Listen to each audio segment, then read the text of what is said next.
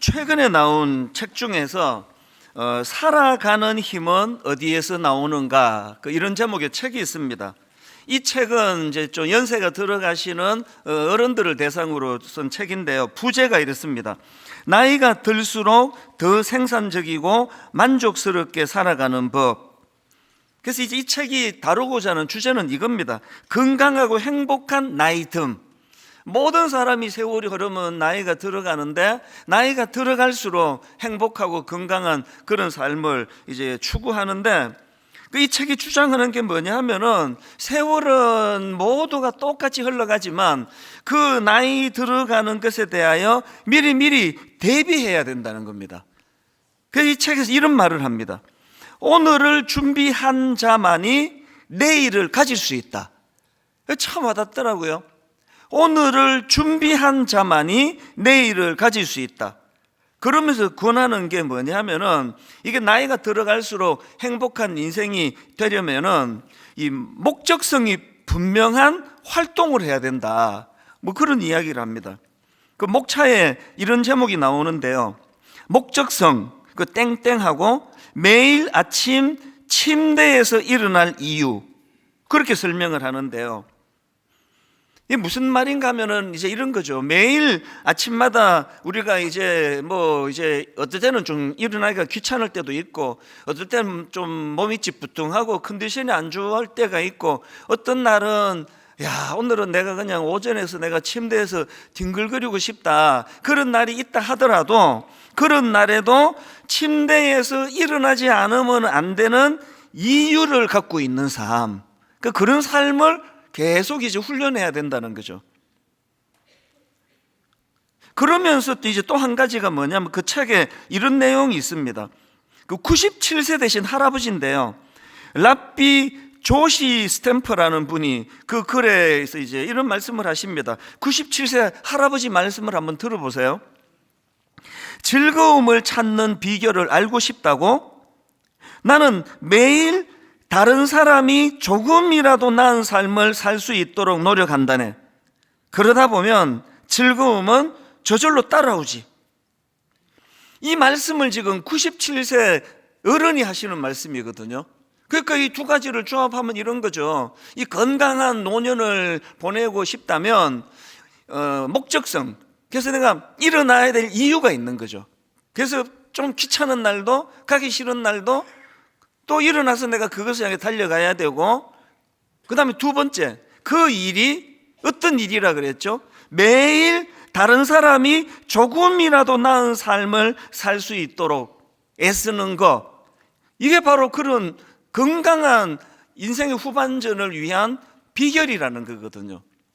이게 딱 성경이 가르치고 있는 그 내용 그대로 아닙니까? 이 책이 기독교 책이 아닙니다. 일반 세상의 전문가 교수님, 일반 세상에서 이런 것들을 많이 연구하신 분이 두 분이 쓴 책이거든요.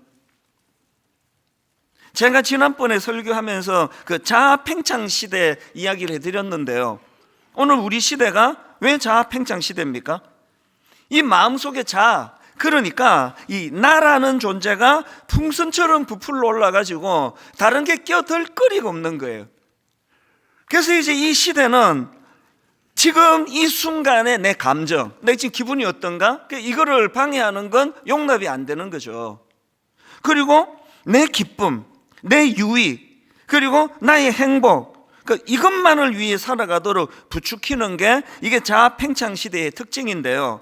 그런데 참 이게 딜레마가 뭐냐 하면은, 제가 이 자아팽창 시대는 실패한 모델이라 그랬잖아요. 미국에서, 유럽에서 해보니까 이렇게 자기 중심, 자기를 위하고 자기만을 위하는 삶이, 이게 사실은요, 점점 나이 들수록 사람을 우울하게 만들고 불면증을 가져오고 그런 것들을 양산하는 거더라는 거죠. 제가 방금 소개해드렸던 그 책에서는 이런 극단적인 자기 위주로 살아가는 이 시대와는 조금 이제 다른 삶을 살아야 된다, 이제 그런 걸 제가 그 책에서 발견을 했고요. 그런가 하면은 제가 이 책을 읽고 있던 때에 20대 중반 청년이 쓴 블로그의 글인데요. 우연히 제가 이 글을 봤는데 제목이 이렇습니다. 개강을 앞두고, 이렇게 대학생인 것 같아요. 개강을 앞두고 땡땡 20대 중후반에도 고등학생처럼 살 수 있었던 비결. 이게 지금 좀 자조 섞인 이야기, 자기 스스로를 비웃는 표현이에요. 20대 중후반에도 고등학생처럼 살 수 있었던 비결, 그렇게 스스로를 비웃는 차원으로 이런 제목을 만들었는데 내용을 한번 들어보십시오. 20대 중후반에도 고등학생처럼 현실 감각 없이 혼자서만 뒤처질 수 있었던 비결. 친구들은 졸업하고 취업하고 인생 설계하며 똑부러지게 살아가는데 한때는 똑부러지다는 소리를 들었던 제가 어느 순간 바보처럼 살게 된 비결. 자기를 엄청 비웃고 있습니다. 그러면서 이제 그렇게 된 이유를 이 따옴표를 해갖고 이렇게 표현합니다. 20대 초반에 잘못 세운 롤 모델, 콤마하고 20대 중후반에 큰 역풍으로 돌아오리. 그 다음 내용도 들어보십시오. 저는 이 시기, 20대 초반을 말합니다. 저는 이 시기를 아주 잘못 보냈습니다. 금수저들을 롤 모델로 삼으면서 온라인에 떠도는 아이돌을 좋아하면서 가장 잘못된 롤 모델을 세우게 됩니다. 삐까번쩍 화려하고 돈 많은 이들을 선망하던 별거 아닌 시간들이 쌓여서 20대 중후반에 나쁜 결과가 되어 돌아오더군요. 그러면서 하는 말이 이래요. 누구를 부러워하느냐에 따라 5년 뒤 내 모습이 달라진다. 야, 이 20대 중반밖에 안 된 청년인데요. 제가 이 글을 보면서 막 엄청 수십 년 산 사람이나 짧은 20몇 년이라도 깨닫는 그 사람이 지혜자구나. 이 청년이 쓴 또 다른 글인데요. 제목이 이렇습니다. 만약 내가 20대 초반으로 돌아갈 수 있다면. 중반이 초반으로 돌아간다는 게 나 무슨 소리인지 모르겠는데 하여튼 돌아간다면, 만약 내가 20대 초반으로 돌아갈 수 있다면, 그러면서 이제 내용이 이렇습니다. 내 인생의 롤 모델을 잘 세우는 것이 중요하다. 열심히 사는 사람들을 롤 모델로 세울 것이다. 저는요, 노년들을 향하여, 연세 대신 어른들을 향하여 쓴 책인 살아가는 힘은 어디에서 나오는가. 그래서 이제 목적성이 있어야 되고, 또 97세 할아버지 말씀처럼 내가 즐거움을 찾는 비결은 매일 내가 아닌 다른 사람이 조금이라도 더 나은 삶을 살도록 도와주는 것, 그것을 노력하는 것이 이렇게 행복을 가져온다는 이야기가 다 맥이 통하는 거예요. 20대도 깨닫는, 그리고 또 90대 할아버지도 그것을 정언하는 게 바로 이게 성경이 계속 강조하는. 그래서 저는요, 지난 한 주 내내 요즘에 계속 묵상하고 있는 말씀이 이겁니다. 이사야 32장 8절. 존귀한 자는 존귀한 일을 계획하나니 그는 항상 존귀한 일에 서리라. 또 세 번역으로. 그러나 고귀한 사람은 고귀한 일을 계획하고 그 고귀한 뜻을 펼치며 삽니다. 지난주 제가 언급해드렸던 이 구절을 한 주 내내 제 마음에 담고, 하나님, 제가 참 하나님의 자녀, 십자가로 구원받은 존귀한 자녀가 되었는데 존귀한 일을 계획하고 존귀한 일을 행하며 사는 그런 하나님의 사람 되기를 원합니다. 마음에 그런 결의가 많이 나온 한 주간이었습니다. 그래서 제가 지난주에 마태복음 4장 23절 24절 말씀을 가지고 예수님이 하셨던 3대 사역에 대해서 이제 오늘은 범위를 조금 더 확장을 해서 마태복음 4장의 흐름을 가지고 말씀을 또 조금 더 깊이 나누어 보려고 합니다. 지난주 우리가 살펴보았던 마태복음 4장 23절이 예수님의 3대 사역을 담고 있습니다. 예수께서 온 갈릴리에 두루 다니사 그들의 회당에서 가르치시며 천국 복음을 전파하시며 백성 중에 모든 병과 모든 약한 것을 고치시니. 그래서 가르치시고 전파하시고 치료하시고 고치시는 사역, 이게 예수님의 3대 사역이라고 지난주에 이제 마태복음 4장 23절 24절 가지고 말씀을 나누었는데요. 이제 이 그림을 좀 더 확장을 해보자고요. 이 4장 전체의 흐름을 보면은 이제 마태복음 4장으로 와서 앞부분에 예수님이 광야에서 마귀에게 시험을 받으세요. 근데 그 예수님이 그 마귀의 시험을 너무나 멋지게 깔끔하게 그것을 극복해 내시고, 그리고는 이제 예수님의 공적인 사역이 시작이 됩니다. 그 선언처럼 알리는 선포가 그게 마태복음 4장 17절 오늘 본문인데요. 한번 보십시오. 이때부터 예수께서 비로소 전파하여 이르시되 회개하라 천국이 가까이 왔느니라 하시더라. 그렇게 예수님의 공적인 사역을 선포하시고는, 그리고는 이제 지난주 우리가 살펴봤던 예수님의 3대 사역, 온 갈릴리를 두루 다니시면서 가르치시고 전파하시고 치료하시는 사역을 하셨는데요, 그 선포하시고 온 마을을 다니면서 그런 일을 행하시기 전 그 중간에 하나를 더 하셨어요. 그게 뭐냐 하니까 제자를 부르시는 거였습니다. 자, 18절 19절이 그 내용입니다. 갈릴리 해변에 다니시다가 두 형제 곧 베드로라는 시몬과 그의 형제 안드레가 바다에 그물 던지는 것을 보시니 그들은 어부라 말씀하시되 나를 따라오라 내가 너희를 사람을 낚는 어부가 되게 하리라 하시니, 그 다음 21절 거기서 더 가시다가 다른 두 형제 곧 세베대의 아들 야고보와 그의 형제 요한이 그의 아버지 세베대와 함께 배에서 그물 깁는 것을 보시고 부르시니 그들이 곧 배와 아버지를 버려두고 예수를 따르니라. 이게 22절이고요. 그리고 23절에서 예수님이 온 갈릴리를 두루 다니시면서 그런 세 가지 사역을 행하신 거거든요. 이게 뭘 의미합니까? 이게 굉장히 중요한 예수님의 어떤 원칙과 전략을 말씀하시는데요, 예수님은 그 놀라운 사역을 당신 혼자 하시지 않으시고 제자들을 불러서 함께 하시겠다는 거예요. 그래서 이 원리를 가지고 보면은 예수님이 사역하셨던 공생애를 보면은 딱 두 가지예요. 하나는 당신이 직접 온 갈릴리에 직접 다니시면서 가르치시고 전파하시고 치료하시는 사역을 직접 하셨고요. 그리고 또 하나는 그 일을 전수시켜 줄 제자들을 키우는 일을 하셨어요.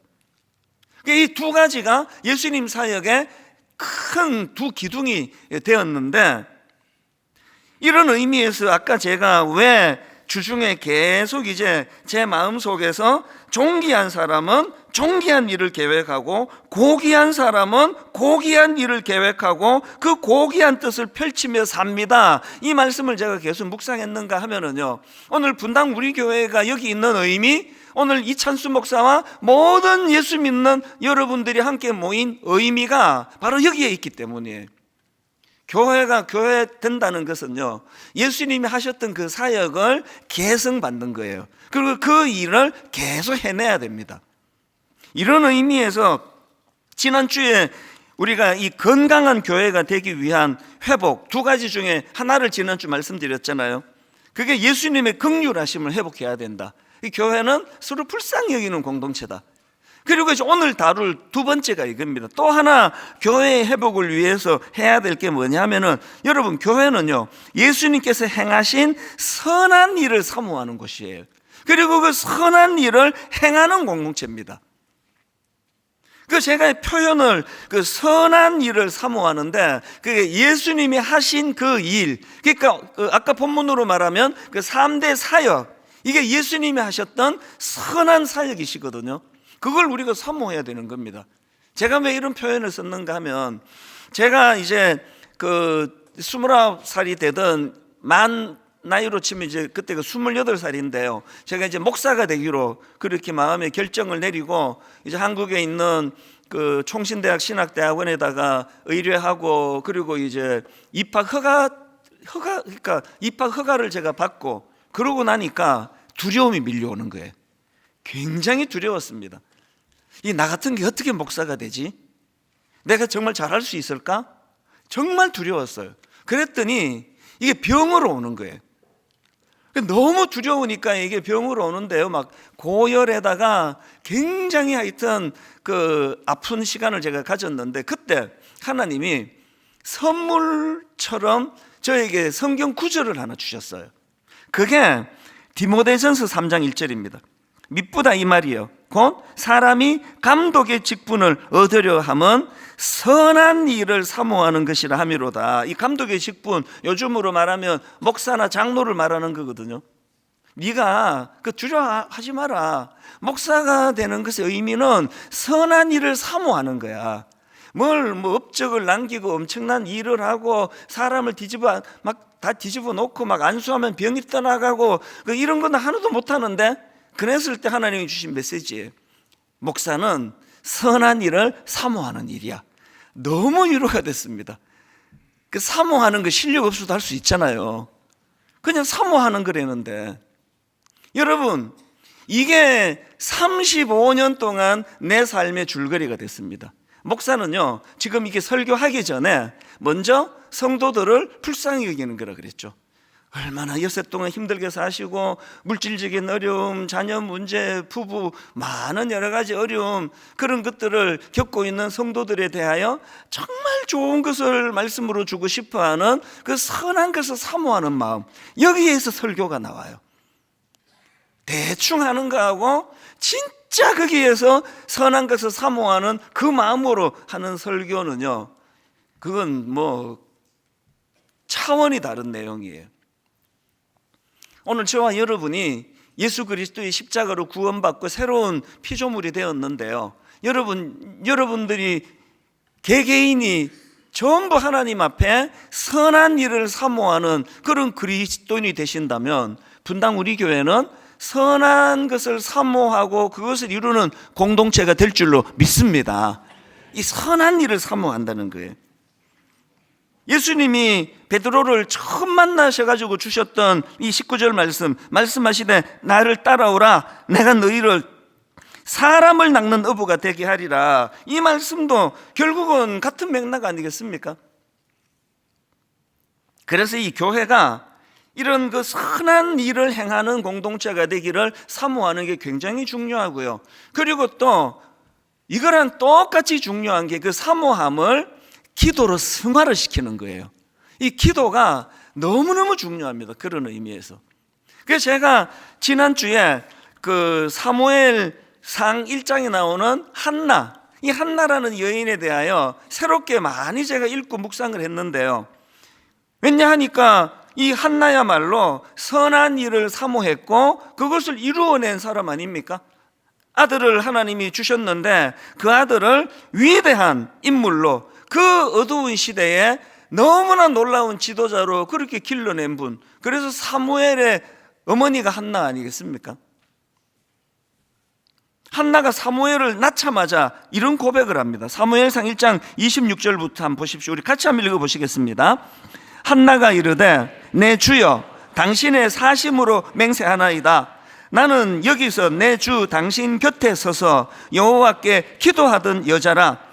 아이를 위하여 내가 기도하였더니 내가 구하여 기도한 바를 여호와께서 내게 허락하신지라.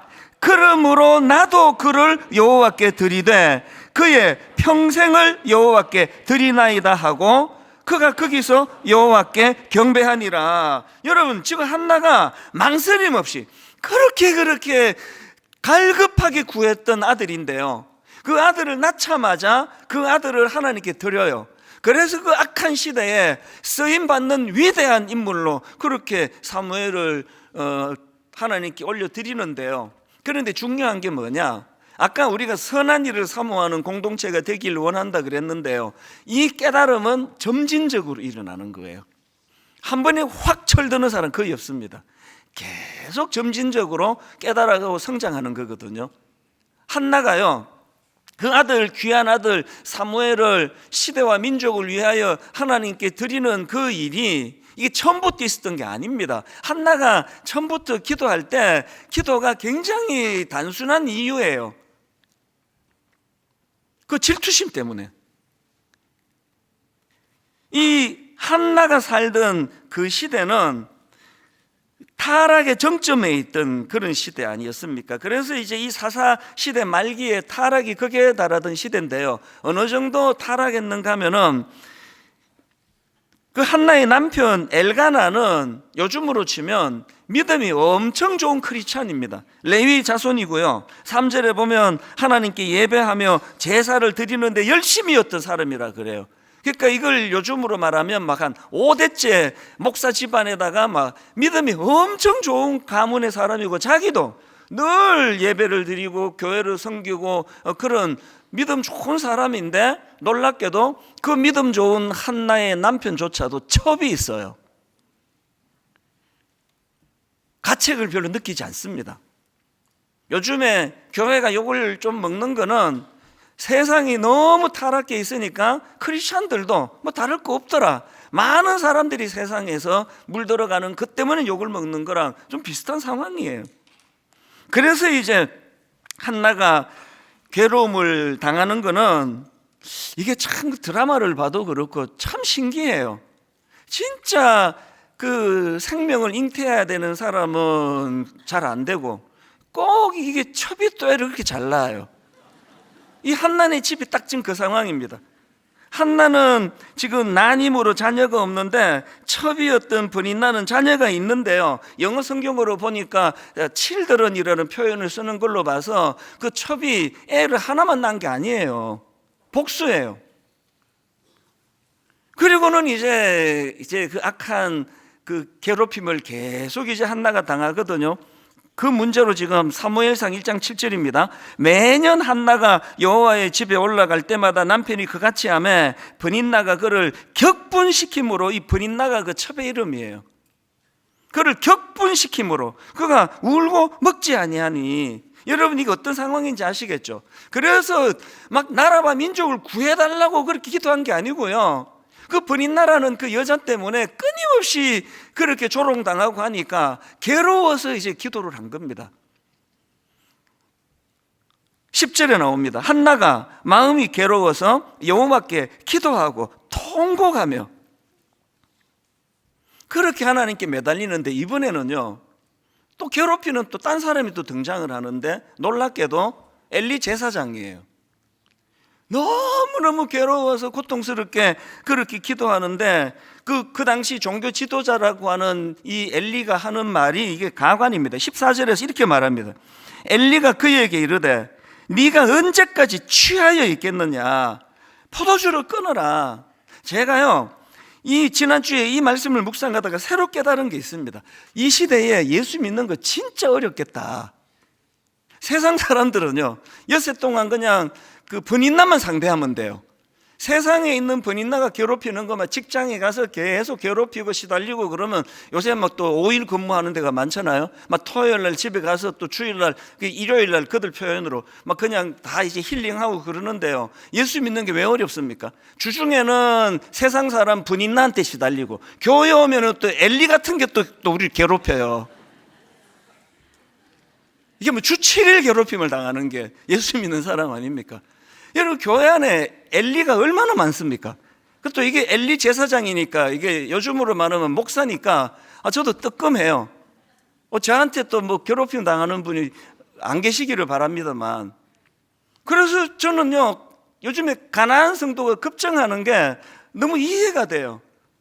아이고 이틀은 좀 쉬자, 엘리를 피해갖고. 그래갖고 이제 가나안 성도가 그렇게 많은데요, 그런데 잘 들어보세요. 한나가 잘한 게 뭐냐 하면은, 한나는 내가 이제는 뭐 번인나한테 시달리고, 내가 이제는 뭐 엘리 제사장까지 나를 이렇게 억울하게 지금 쓸데없는 소리를 하고, 그래서 내가 이제 나도 가나안 성도가 될 거야, 그렇지 않고요, 오히려 한나는 그 고통의 문제를 가지고 하나님께 나아가요. 그리고 하나님께 기도합니다.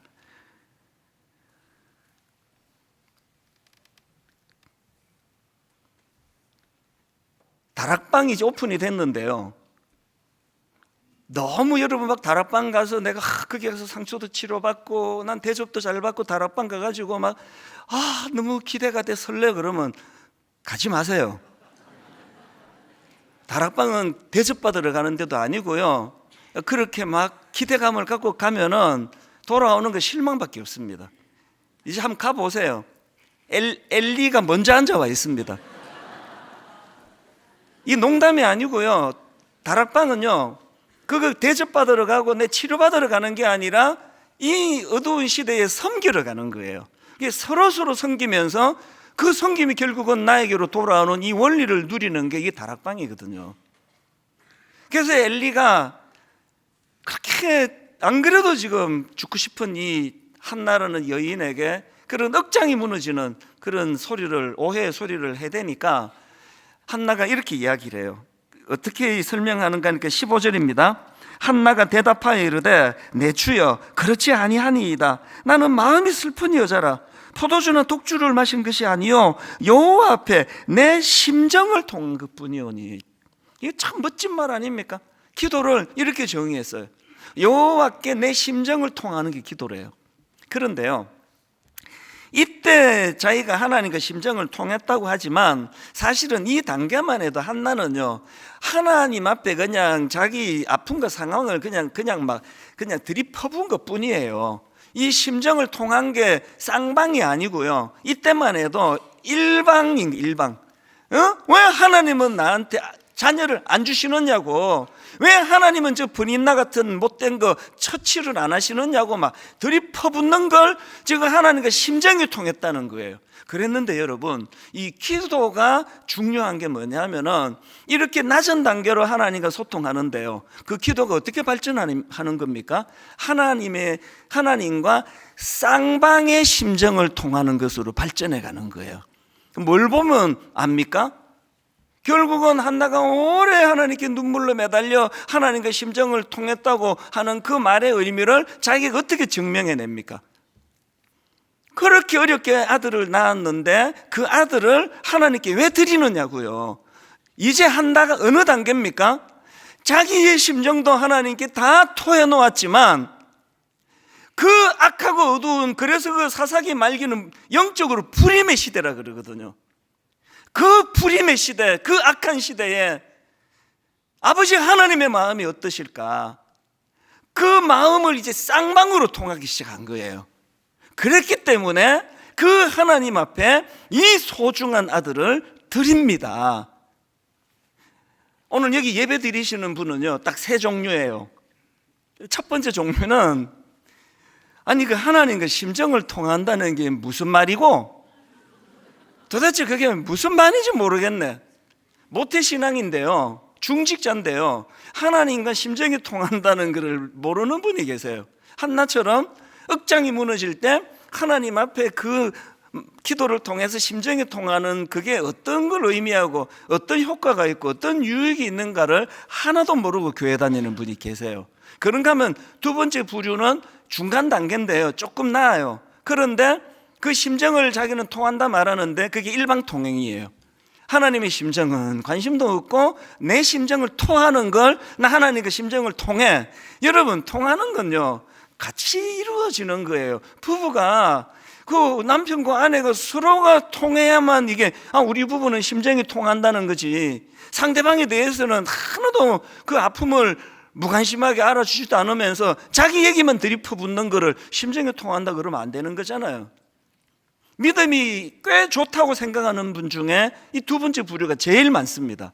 그런가 하면 저는 소수라 생각하는데요, 하나님과 쌍방의 심정이 통하는 분이 계세요. 그래서 정말 이 혼란한 이 시대에 아버지 하나님 마음을 헤아리면 눈물이 나요.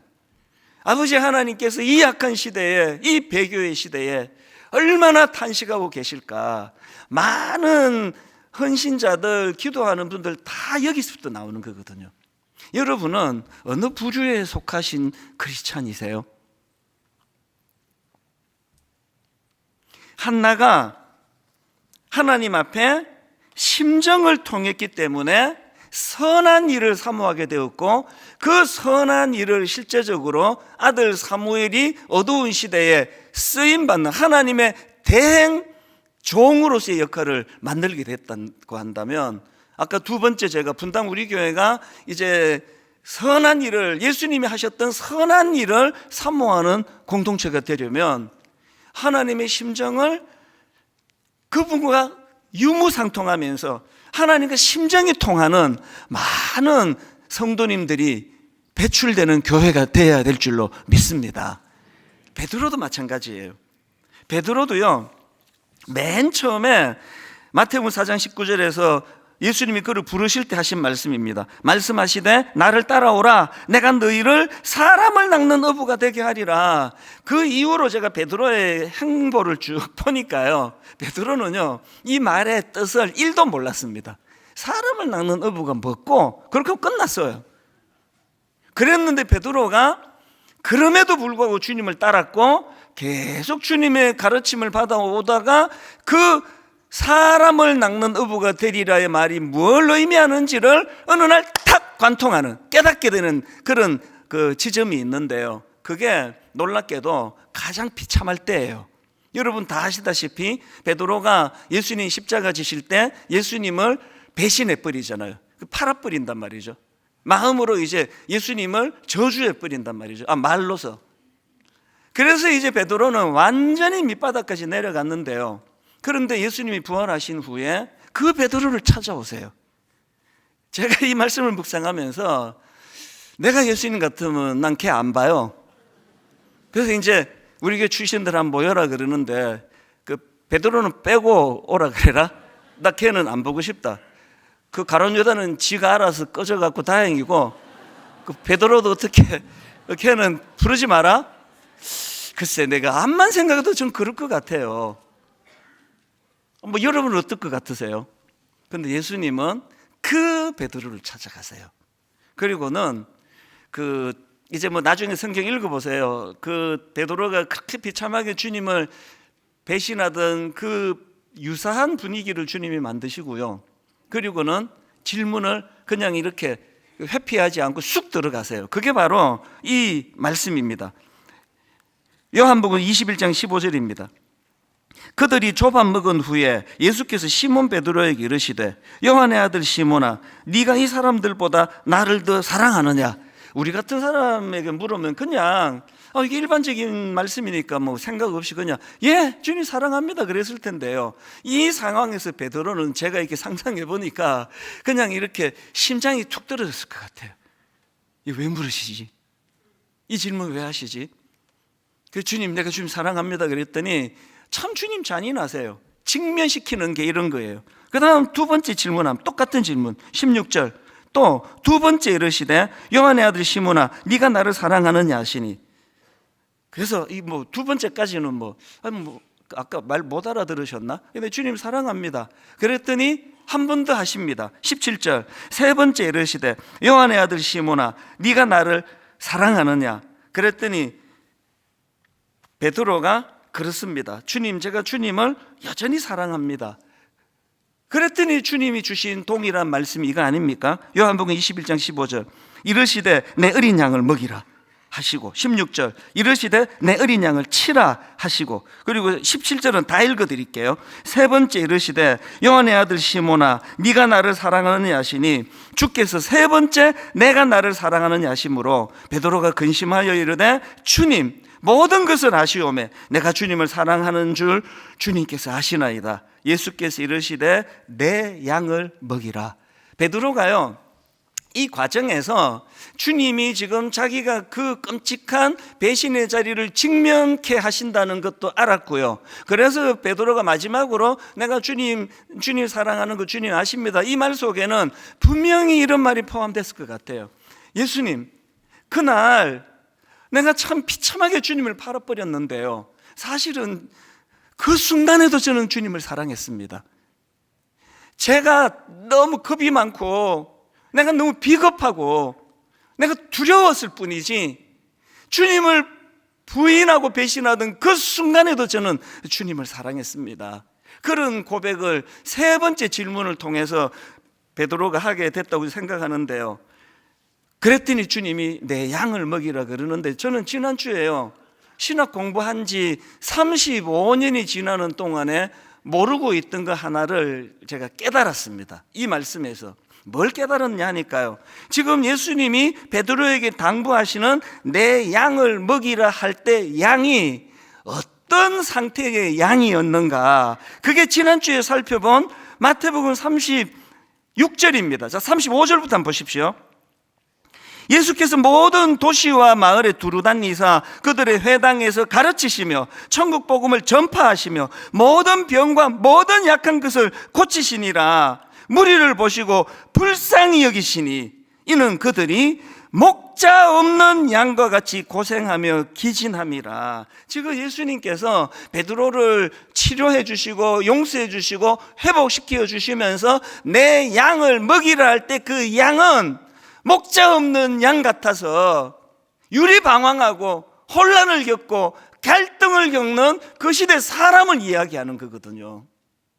오늘 교회가 베드로같이 넘어지는 사람도 있고 베드로같이 목사인데도 실족하는 사람이 있고 이 모양 저 모양으로 교회가 지금 너무너무 어렵지만 기어이 우리가 회개하고 일어서야 되는 이유가 있다면 오늘 주님이 우리에게 맡기신 사명은 목자 없는 양이에요. 양 같은 사람들이에요.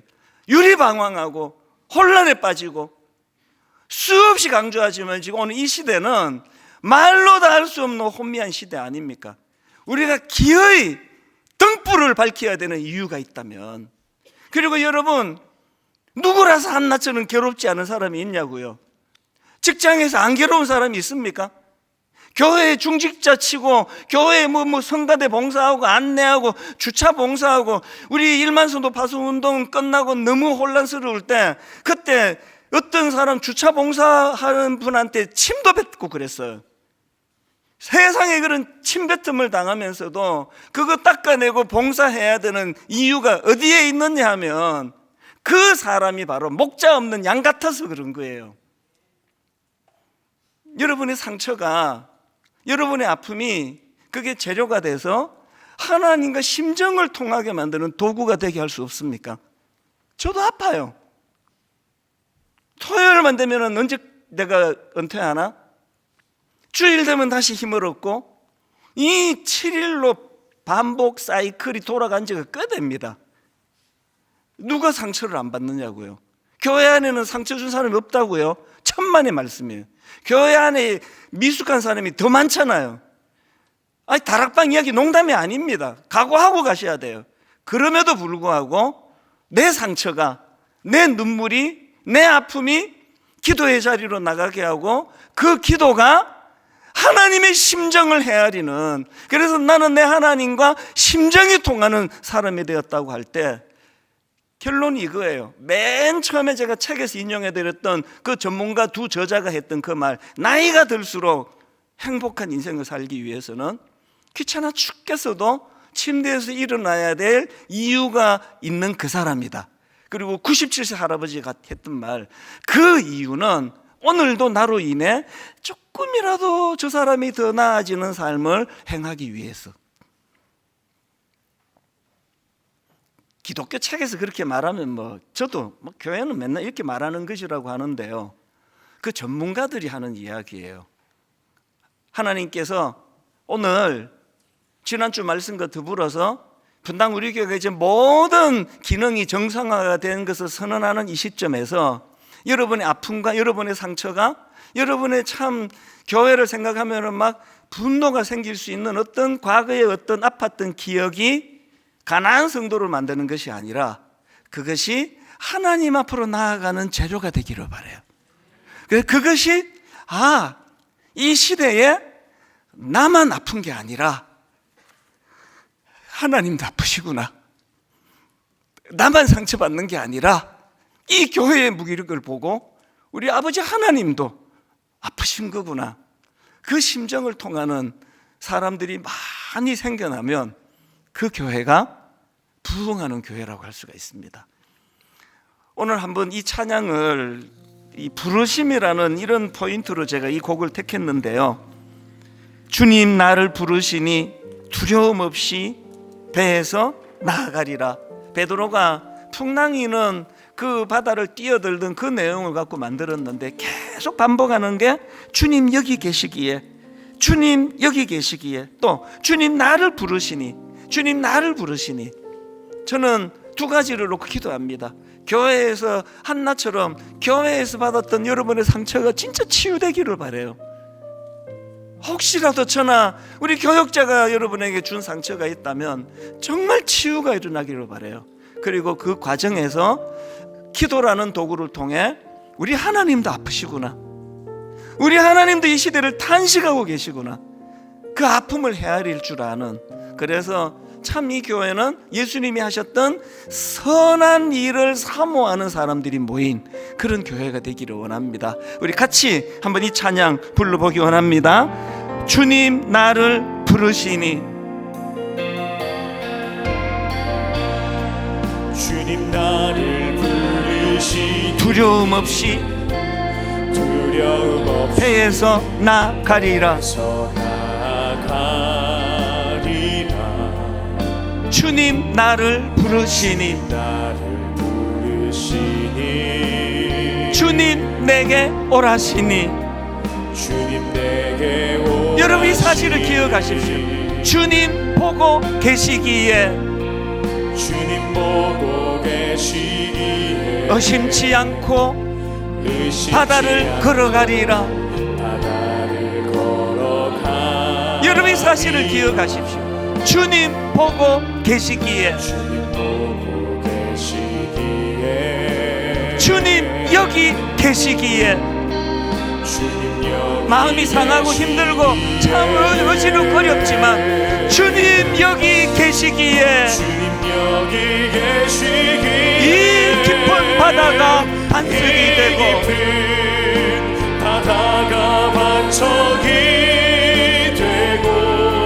주님 여기 계시기에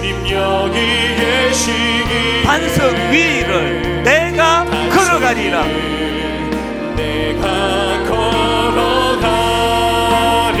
주님 여기 계시기에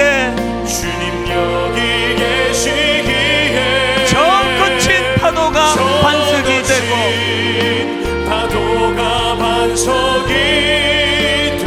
주님 여기 계시기에 반석 위를 내가 걷습니다. 우리 다시 한번 이렇게 노래합니다. 주님 나를 부르시니, 두려움 없이 배에서 나아가리라.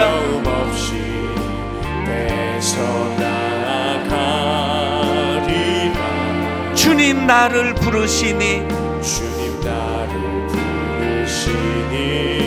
주님 내게 오라시니. 내가 안주하고 있는 배에서 뛰어내려야 물위를 걷는 기적을 경험하는 주님 보고 계시기에 의심치 않고 바다를 걸어가리라.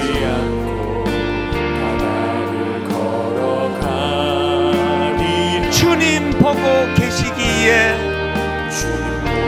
아무리 힘들고 있는 인생이지만 주님 여기 계시기에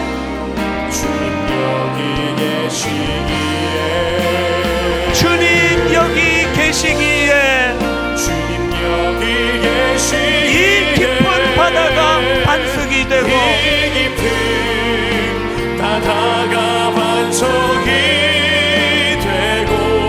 주님 여기 계시기에 반석 위를 내가 걸어가리라.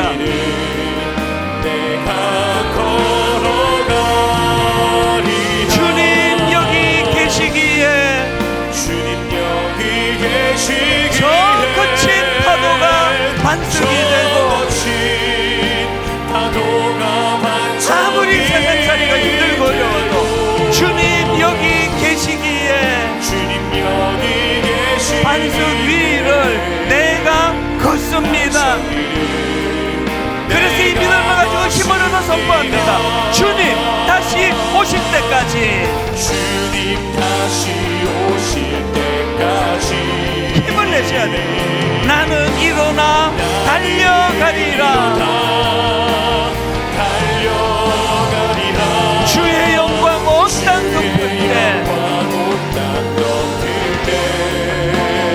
나는 일어나 노래하리. 하나님과 심정이 통하는 자들의 노래입니다.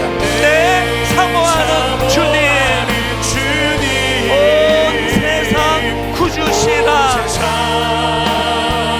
구주시라.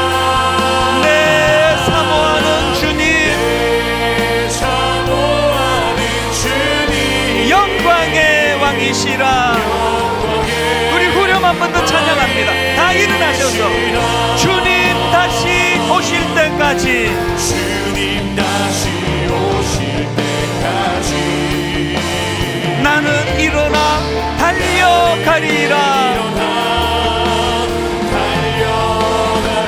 주의 영광 온 땅 덮을 때 힘을 얻어 달려갑니다. 나는 일어나 노래하리. 내 사모하는 주님,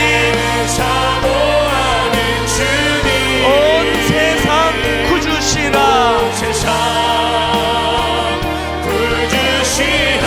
내 사모하는 주님,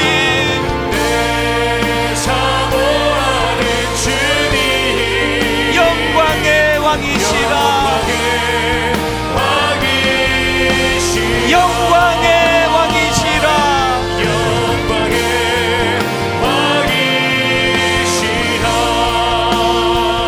우리 같이 한번 기도할 때 여러분, 우리 베드로처럼 성경에 뭐라고 아무리 가르쳐도 우리는 깨닫지 못하는 자들입니다. 그리고 우리는 한나처럼 교회 와서 또 상처를 많이 받아요. 그래서 위축이 되고 의기소침해지는데 오늘 한 가지만 붙들고 기도하시면 됩니다.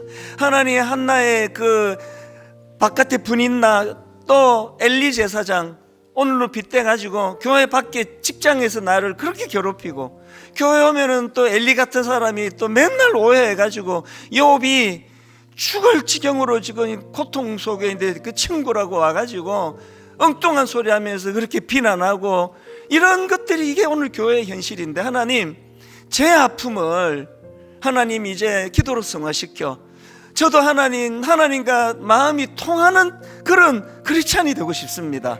우리의 아픔과 우리의 상처가 오히려 아버지 재료가 되고 도구가 되기 원합니다. 우리 한 목소리로 여러분 자신, 여러분의 가정, 또 교회를 위하여 하나님 여러분의 아픈 상처를 주님이 싸매어 주시기 원합니다. 우리 한 목소리로 통성으로 같이 기도하시겠습니다. 살아계신 하나님 아버지, 오늘 주시니 말씀을 하나님 마음에 담고 오늘도 그 하나님 아버지 이런 부름을 달려가기를 원합니다. 하나님 아버지, 교회는 예수 그리스도의 놀라운 그 세 가지 사역 가르치시고 전파하시고 치료하시는 그 사역을 개선받는 곳이라고 믿습니다. 오늘 하나님 아버지, 교회가 은혜의 자리로 나아가기를 원하는데, 오 하나님, 우리 하나님 앞에 성품이 여시는 하나님의 성품인 교회에 이르게 하여 주시옵소서. 오 하나님, 그러하며 이 교회는 선한 일, 예수님이 하셨던 그 선한 일을 사모하는 교회가 되게 하여 주시옵소서. 베드로처럼 미련하지만 진정으로 깨닫게 해주시는 그 은혜를 우리가 사모하면서 그 하나님 아버지 그 믿음의 자리로 나가기를 원합니다. 한나처럼 우리가 받은 그 상처가 사람으로 해라고 하고 오히려 하나님과 심정이 통하는 재료가 되게 하여 주시옵소서. 하나님 아버지, 세월이 흘러 나이가 들어갈수록 오 하나님, 내게 하나님 아버지 사랑의 이유를 분명히 알게 해주시고, 하나님 세월이 흘러갈수록 아버지 내게만 찬양과 역할이 오늘 누군가의 힘이 되고 기쁨이 되는 그 사랑으로 자녀들 나아가도록 인도하여 주시옵소서. 기쁨을 기억하며 예수님만 따라가는 인생으로 걷는 나아가시는 우리가 될 수 있도록 인도하여 주시옵소서. 주님이 항상 여기 계시기에, 우리를 부르시기에 믿음으로 몇 걸음으로 한 걸음 한 걸음 내딛으며 나아가시는 우리가 될 수 있도록 주여 인도하여 주시옵소서. 하나님 아버지, 우리가 예수 믿는 사람인데 서두에서 그 책에서 인용해 드렸던 것처럼 오 하나님, 우리가 나이가 들어가고 세월이 흘러가면 갈수록 육신은 후패해지는데 자꾸 몸에 힘은 빠져나가 아버지 온 지금 이 사회가 세상이 나이 들어가는 것이 이게 꼭 무슨 겪으면 안 되는 그 무슨 뭐 두려움인 것처럼 그렇게 우리를 공포로 몰고 가지만, 그러나 하나님, 십자가로 구원받은 우리는 나이 들어가며 주님 앞에 기쁨이 되는 그 자리까지 가도록 인도하여 주시옵소서. 그러기 위하여 하나님, 연세가 70이 되고 80이 되고 90이 된다 할지라도 매일 아침마다 침대에서 일어나 나와야 될 수 있는 목적성, 그런 목표가 있는 인생이 되게 하여 주시옵소서. 그리고 하나님 그 97세 할아버지가 그렇게 고백했던 것처럼 그 일이 내가 오늘 이렇게 99살까지 살아가는 이 과정에서 매일마다 자기로 하여금 참 누군가는 더 새로워지고 누군가는 더 회복이 되어지는 그 일의 쓰임을 받을 때 너무 행복하게 그렇게 살아갈 수 있다라고 증언해 주는 그 말이 딱 성경에서 가르쳐 주시는 바람직한 인간상인 줄로 믿습니다. 하나님 오늘 주신 말씀을 마음에 담고 이제 하나님 20대 젊은 청년들은 20대여서 나이가 점점 들어가 참몸에 힘이 빠져가는 그런 어른 세대는 어른 세대여서 힘든 게 이 세상살인데, 오 하나님, 한나처럼 사람에게 받은 그 상처가 오히려 하나님과 심정을 통하게 하는 재료가 되고 도구가 되는 것처럼 우리의 결핍이, 우리의 연약함이 하나님 앞으로 나아가는 재료가 되고 도구가 되게 하여 주시옵소서. 이번 한 주간 참 나는 나이가 젊건 나이가 많이 들었건 참 목적성을 갖고 사는 게 이런 거구나, 주님이 주신 그 사명을 따라 기쁜 가운데 한 주간을 거뜬히 살아내도록 주님 인도하여 주시옵소서.